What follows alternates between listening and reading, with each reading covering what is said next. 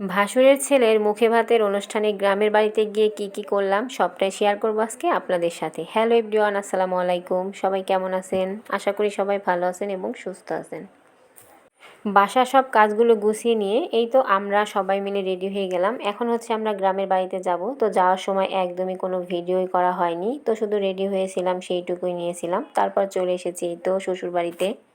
এসে দেখি এখানে পুকুর থেকে অনেকগুলো মাছ মারা হয়েছে। তো আমি অনেক দিন পর হচ্ছে এভাবে খোলা জায়গায় বসে এভাবে করে মাছ কাটলাম। তো বিয়ের পর অনেক মাছ কেটেছি শ্বশুর বাড়িতে বসে বসে, কিন্তু এখান থেকে যাওয়ার পর আর একদমই মাছ কাটা হয়নি। তো আজকে অনেক দিন পর হচ্ছে বসে বসে মাছ কাটলাম, আর আমার পাশে আমার কুটু বুড়িটা বসেছিল। আমরা আস্তে আস্তে বিকেলই হয়ে গিয়েছিল, আর এখন হচ্ছে সন্ধ্যার পর। তো আগামীকালকে হচ্ছে পরের দিন, যেহেতু অনুষ্ঠানটা হবে মুখে ভাতে, সেজন্য এখানে রসুন আদা এগুলো ছোলা হচ্ছিল। আর এই তো সবাই মিলে এখানে ঝুলছিল আদা রসুন, আর হচ্ছে মজা করে গীত গাইতেছিল। গ্রামের বাড়িতে মূলত যে কোনো অনুষ্ঠান হলে সবাই আনন্দে খুশিতে এখানে গীত গায়, আর এখানে গীত গাচ্ছিল আমার নানি শাশুড়ি। তারপর হচ্ছে আমরা ঘরের মধ্যে এখানে বসেছিলাম।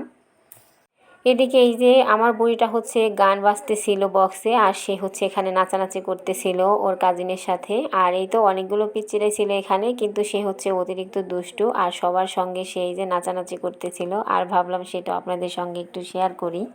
তো বুড়িটার জন্য সবাই মাশাল্লাহ বলে দিবেন। আর আমার বুড়িটা একটু অসুস্থ ছিল, সেজন্য এই তো এখানে সে তারপরও সবার সঙ্গে দুষ্টামি করতেছিল। আসলে যে কোনো অনুষ্ঠানে বাচ্চাদের আনন্দটা একটু বেশি হয়, কারণ আরও অনেক বাচ্চারা আসে, ওদের সাথে খেলতে পারে, সেজন্য আর কি। গ্রামের অনুষ্ঠানগুলো এমনি শহরের তুলনায় একটু অন্যরকম হয়। এখানে গ্রামের মানুষরা আনন্দ করে, গান গায়, গীত গায়। তারপর হচ্ছে এই যে বাহিরে এখানে ডেকোরেশন করা হয়েছিল, কারণ মূলত এখানে হচ্ছে খাওয়া দাওয়া করানো হবে এই জন্য আর কি। আর এখানে কিন্তু ডেকোরেশনের কাজ একদম কমপ্লিট হয়ে গিয়েছিল রাতের বেলাতেই। এই তো এখানে হচ্ছে আমরা সবাই মিলে গল্প করতেছিলাম। তারপর এটা হচ্ছে পরের দিন সকালবেলা, ঘুম থেকে উঠতে উঠতে একটু দেরি হয়ে গেছে। আর এখানে ড্যাগ ভর্তি করে সকাল সকাল খিচুড়ি রান্না হয়েছিল, সবাইকে খাওয়ানো হবে এই জন্য। আর আমরা খেয়েছিলাম সবার পরে, আর এই তো এখানে খাবার নিয়ে নিয়েছিলাম। গ্রামের সব অনুষ্ঠানগুলোতে সকালবেলা ড্যাগ ভর্তি করে খিচুড়ি রান্না করা হয়। তারপর সবাই খাওয়া দাওয়া করে দুপুরের জন্য এখানে এদিকে হচ্ছে এই যে মুরগি বাঁচতেছিল, আর এখানে বাবুর্চিরা রান্না বসিয়ে দিয়েছিল, যেহেতু অনেক মানুষের আয়োজন ছিল। আর বাবুর্চিরা হচ্ছে মাটি গর্ত করে এখানে ড্যাগ বসিয়ে দিয়েছিল রান্না করার জন্য।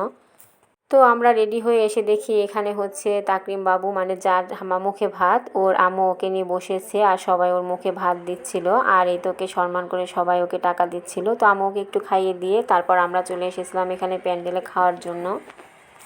আসলে নিজেদের বাড়ি যে যখন পারছে তখনই খেয়ে নিচ্ছে, আর অনেক মানুষেরই আয়োজন ছিল। আর এখন একটু লোকজন পাতলা ছিল, আর আজকে প্রচুর গরম পড়েছিল, সেজন্য ভাবলাম গরমের মধ্যে আমি আর আমার কুটুমুড়িটা বসে একটু খেয়ে নিই। আর সে খেতে বসে তার বাবার কোলে উঠে পড়েছে। তারপর খাওয়া দাওয়া শেষে এখন হচ্ছে বিকেলে, মানে সন্ধ্যার একটু আগে।